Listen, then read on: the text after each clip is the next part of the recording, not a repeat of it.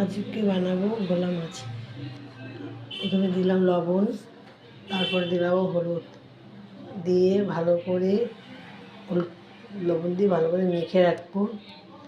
ভালো করে মেখে রাখার পরে তারপরে গ্যাসে কড়াই বসিয়ে দিয়ে দিলাম তেল। তারপরে আস্তে আস্তে মাছগুলোকে ছেড়ে দিলাম।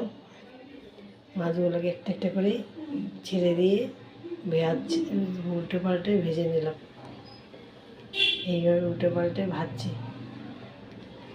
মাছগুলো ভালো করে ভেজে নিচ্ছি। তারপরে ও তো তোলা হয়ে গেলে আরেকবার দ্বিতীয়বার ছাড়ছি,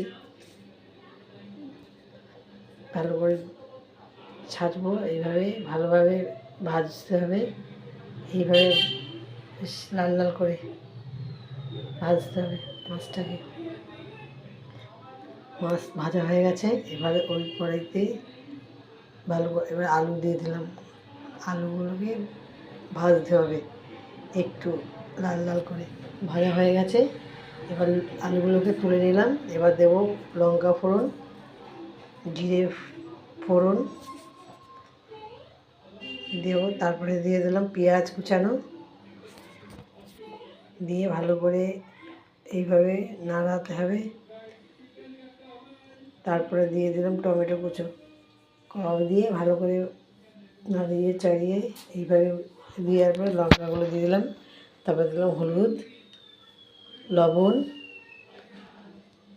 আদা বাটা, জিরে গুঁড়ো, ধনের গুঁড়ো। এবার একটু সামান্য জল দিয়ে ভালো করে এইভাবে কষিয়ে এইভাবে নাড়াতে হবে যতক্ষণ না তেল না ছাড়ছে। তেল ছেড়ে গেছে, এবার দিয়ে দেবো আলুগুলো, ভাজা আলুগুলো দিয়ে ভালো করে এইভাবে